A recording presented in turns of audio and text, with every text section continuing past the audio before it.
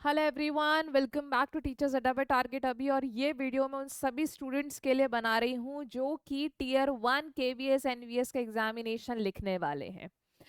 हमारे जितने भी कंप्यूटर साइंस के अभ्यर्थी हैं जो कि काफ़ी उत्सुक थे कि केवीएस एनवीएस की वैकेंसीज आएंगी, फॉर्म फिल कर दिया है लेकिन एग्ज़ाम डेट आई नहीं आई। तो उस एग्ज़ाम डेट के बारे में कहीं ना कहीं प्रशासन ने ये बात क्लियर कर दी है थ्रू द पब्लिक नोटिस। और जैसा कि आप लोग इस नोटिफिकेशन में देख पा रहे हैं कि बात करी गई है कि various teaching and non teaching post जो आप लोगों के पास आई हैं, केवीएस की बात करो, एनवीएस के बारे में बात करो, जिसमें बहुत सारे लाखों एप्लीकेंट्स कहीं ना कहीं होंगे, उनका जो टीयर 1 का एग्जामिनेशन, जो स्टेज 1 का एग्जामिनेशन है, वो होगा 10 और 11 जनवरी 2026 को, as we can see by yourself in the public notice, right. ये जो इन्फॉर्मेशन आई है वो किसके बारे में है, ठीक है।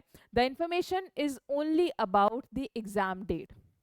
अब किसका एग्जाम कब है, किसका सेंटर कहाँ आएगा, ठीक है, वो अभी तक नहीं बताया है, ठीक है, क्योंकि साफ साफ लिखा हुआ है the information regarding the examination centre, city of examination, allocated to the candidate, schedule of the examination, ये सब चीजें बाद में आप लोगों के पास में आएंगी। तो अब आप लोग ये देख सकते हैं कि आपके पास में कितना टाइम है। तो ज्यादा टाइम नहीं है, तकरीबन आप लोगों के 50 दिन है। तो 50 दिन की क्या स्ट्रैटेजी रखे हमारा स्टूडेंट जो कि कहीं ना कहीं चाहता है कि उसका टीयर 1 क्रैक होके वो टीयर 2 में बैठे। तो as all of you are aware कि जो टीयर 1 आपका एग्जाम रहने वाला है वो क्या रहने वाला है, it is qualifying in nature. या आपको क्वालिफाई करना है, ठीक है। टीयर 1 के जो नंबर होंगे वो आप लोगों के फाइनल रिजल्ट में नहीं जुड़ेंगे। फाइनल रिजल्ट में आप लोगों के सिर्फ और सिर्फ टीयर 2 के और इंटरव्यू के नंबर जुड़ेंगे। तो ये क्वालिफाई करने वाला है। क्वालिफाई करने वाला है तो क्या कंपटीशन नहीं होगा? नहीं, ऐसा बिल्कुल मत सोचना, कंपटीशन होगा। तो इरिस्पेक्टिव ऑफ योर कैटेगरी आपको टारगेट कर रहे हैं भैया 90+ नंबर और उससे भी ज्यादा, ठीक है, राइट। क्योंकि आप लोगों को पता है कि आपका जो एग्जामिनेशन है उसकी स्कीम अलग है। आप कहीं ना कहीं जनरल पेपर और ये सब पूछा जा रहा है, ठीक है। तो चलिए जी, ये बात हो गई। एक और बात, अब आप लोगों से एक्सपेक्टेशन हम लोगों की रहेगी कि आप लोगों ने सिलेबस के ऊपर काम करना बहुत अच्छे से शुरू कर दिया होगा। और अगर आपने पहले कभी पेपर्स दिए तो आप लोगों के लिए कहीं ना कहीं आसानी होगा ये।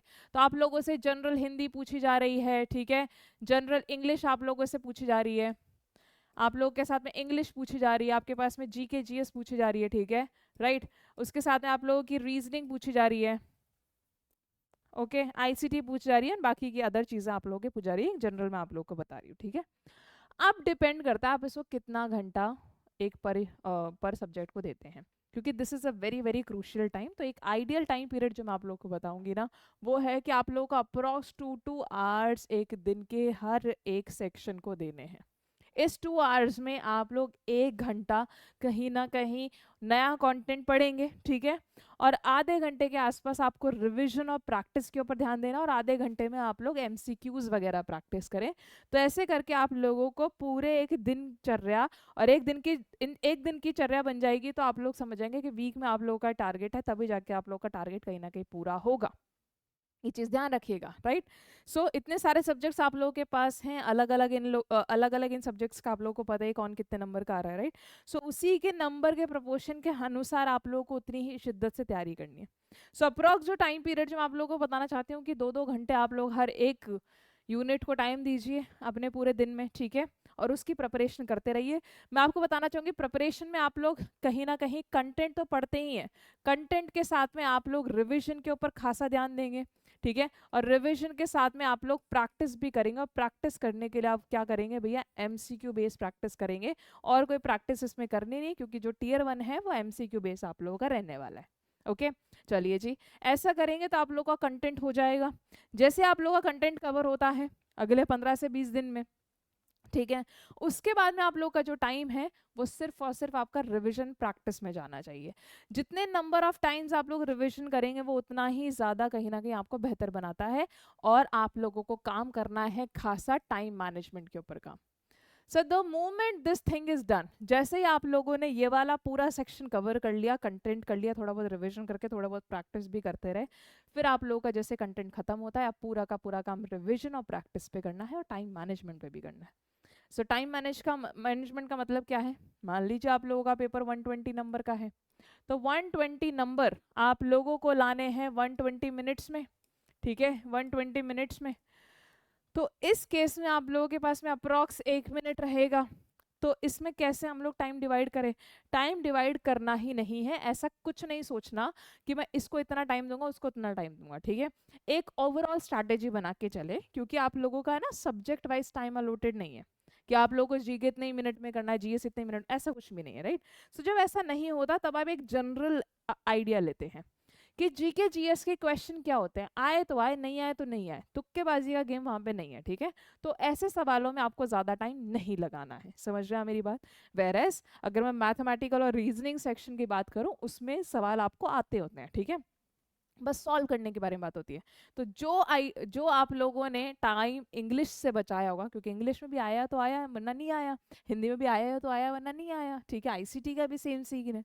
तो यहाँ से आप लोगों ने जो टाइम बचाया है वो आप लोग मैथ्स रीजनिंग में दीजिए, और कोशिश करना कि यहाँ पे अगर कोई भी आप लोगों को सवाल नहीं आ रहे थे ना, तो वो सारा वेटेज आप लोग रीजनिंग को दे रहे हैं, और रीजनिंग में आप लोगों के हाईएस्ट एक्यूरेसी कहीं ना कहीं बन रही है, ठीक है। क्योंकि इस सेक्शन में अगर कुछ नहीं आता है तो जबरदस्ती उसको अटेम्प्ट करने की जरूरत नहीं है। अगर आपको लगता है कि आप एक इंटेलिजेंट गेस मार रहे हो और आप इस चीज को अफोर्ड कर सकते हो उस मोमेंट ऑफ टाइम पे, तभी आप लोग करें, क्योंकि नेगेटिव मार्किंग और क्या बोलते हैं 1/3 आपकी नेगेटिव मार्किंग है, ठीक है, 1/3 नेगेटिव मार्किंग आप लोगों की रहेगी। तो आप लोगों को उसके अकॉर्डिंग ही कहीं ना कहीं काम करना पड़ेगा। सो जो आता है उसको सबसे पहले करें, पहले राउंड में उसको करें, ठीक है। रीजनिंग को थोड़ा टाइम दे दें, लेकिन इतना भी टाइम ना दें कि आप लोग कहीं ना कहीं पूरे पेपर को ही कहीं ना कहीं मैनेज नहीं कर पाए, कि रीजनिंग में इतना टाइम लगा दिया कि दोबारा पेपर देखने का मौका ना मिला, वो सब चीज़ें नहीं होनी चाहिए। सो टाइम मैनेजमेंट इस तरीके से रखना है, जैसे मैं आपको बता रही हूँ कि पहला आप लोगों का लुक जाएगा फर्स्ट लुक, ठीक है। तो फर्स्ट लुक में आप लोग वो क्वेश्चन करते हैं जो कि काफ़ी ज़्यादा आसान होते हैं, जिसमें आप लोगों की कहीं ना कहीं 100% एक्यूरेसी देखने को मिलती है, ठीक है, 100% एक्यूरेसी देखने को मिलती है। इसमें बहुत ही कम चांस होता है कि कोई सिली मिस्टेक हो या फिर कुछ गलत हुआ, ठीक है, राइट। इसमें आप लोग रीजनिंग भी सॉल्व कर लेंगे। रीजनिंग का कोई सवाल अगर आपको बहुत टफ लगता है तो उसको थोड़े टाइम के लिए छोड़ दो। सेकेंड लुक में आप लोग वो करेंगे, ठीक है, जो कि आप लोगों को थोड़ा डिफिकल्ट लगता है, जिसमें आप लोगों को 50-50 है। तो इसमें आप लोग देखेंगे जहां पे आप लोगों का स्ट्रॉन्ग कहीं ना कहीं गट बोल रहा है कि यार ये मुझे लगता है कि स्ट्रांगली कि मेरे हिसाब से ये आंसर होगा, उस ऑप्शन को आप लोग कहीं ना कहीं चूज कर सकते हैं, ठीक है। तो सेकंड लुक में आपको 50-50 वाले करने सॉल्व। थर्ड लुक में आप लोग बेड़ लगाएंगे अपने ऊपर, ठीक है, ये वाले होंगे जो आपको सबसे कहीं ना कहीं डिफिकल्ट लग रहे हैं।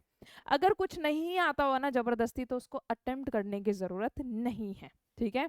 गेम खेलना है, बिल्कुल, ही तो गेम ही है, नेगेटिव मार्किंग वाला एग्जाम तो गेम ही होता है, बट उस गेम में हारना नहीं है, ठीक है, क्योंकि यही है, नेगेटिव नंबर ये सब नहीं आने चाहिए, आपको पॉजिटिव रखना है। और पॉजिटिव रखने के लिए ये वाली approach one of the best approach मानी जाती है, ठीक है, अगर आप काफ़ी सारे एस्पिरेंट से बात करेंगे तो।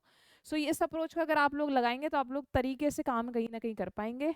Approx 50% of your time should be given to the first look, क्योंकि इसमें आप लोग मैक्सिमम ऑलरेडी स्कोर कर चुके होंगे, ठीक है। देन आप लोगों का 30% टाइम इसमें जाना चाहिए, देन आप लोगों का 20% टाइम इसमें जाना चाहिए, ठीक है। ऐसे आप लोग डिवाइड करेंगे अगर टास्क को, तो वो बेहतर कहीं ना कहीं प्रिपरेशन होगी। टाइम मैनेजमेंट का गेम अच्छे से रखिएगा। जैसे आप लोग एग्जामिनेशन पास आने वाला हो, तब आप लोगों को एक लास्ट चीज जो करनी है वो करनी है फुल लेंथ मॉक टेस्ट, ठीक है। क्योंकि आप लोग इंडिविजुअल स्टडी तो बहुत करते हैं, जैसे कि आप लोगों ने जीके के अलग क्वेश्चन लगा लिए, रीजनिंग के अलग क्वेश्चन लगा लिए, लेकिन उन सबको मिला के, ठीक है, कैसे तैयारी होगी, उन सबको मिला के कैसे सोचना होगा, उन सबको मिला के कैसे कंसोलिडेट करके बढ़िया मैक्सिमम स्कोर करना पड़ेगा, ये आइडिया देने के लिए आपके पास है फुल लेंथ मॉक टेस्ट है।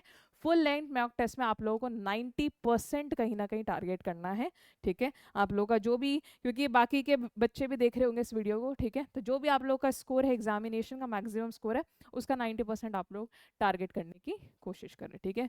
पेपर बहुत ज़्यादा डिफिकल्ट आने के चांस नहीं है, इसीलिए मैं बोल रही हूँ अच्छे से, जितनी पॉजिटिव एटीट्यूड से आप पेपर करेंगे वो चीज़ें कहीं ना कहीं आप लोगों के लिए ज़्यादा काम में आएंगी। पॉजिटिव रहना है, ठीक है, आराम से सोचना है, ठीक है, एंड बिल्कुल भी पैनिक नहीं करना है। जितना रिविजन करोगे उतना पॉजिटिव कहीं ना कहीं आप लोग रहते हैं, क्योंकि आपकी आपकी प्रिपरेशन में उतना ही कॉन्फिडेंस कहीं ना कहीं आता है। और इसी कॉन्फिडेंस को हम बूस्ट करने के लिए आप लोगों की हेल्प करते आए हैं काफ़ी टाइम से, अभी हम और हेल्प करना चाहते हैं। सो KVS NVS का हमारा जो बैच है वो 1 दिसंबर से लॉन्च हो रहा है। 2999 में आप उसका हिस्सा बन सकते हैं। लेकिन अगर आप शुरुआती स्टूडेंट हैं, ठीक है राइट, तो आप लोग सिर्फ और सिर्फ इसका 1999 में हिस्सा बन सकते हैं। इनिशियल 100 स्टूडेंट्स का हम लोग ये सिर्फ और सिर्फ 1999 में ही ये आप लोगों के बैच ऑफर कर रहे हैं। ठीक है, कितना? सिर्फ और सिर्फ आप लोगों का 1999। ठीक है, ओके, सिर्फ और सिर्फ आपका 1999 लिख देती हूँ मैं यहाँ पे, 1999। बहुत बढ़िया। तो ये जो आप लोगों का रहेगा वो लाइव और रिकॉर्डेड रहेगा। इसमें हम लोग जनरल पेपर भी पढ़ेंगे और हमारे पास में कंप्यूटर साइंस जो है वो भी हम लोग पढ़ेंगे। टियर 2 भी होगा और इंटरव्यू की तैयारी भी आप लोग यहाँ पे कराई जाएगी। So I will see you all in the next video. All the very best to everyone. ठीक है, and I am hoping your preparation is going solid. कोई डाउट हो तो ज़रूर पूछेगा। All the very best, take care.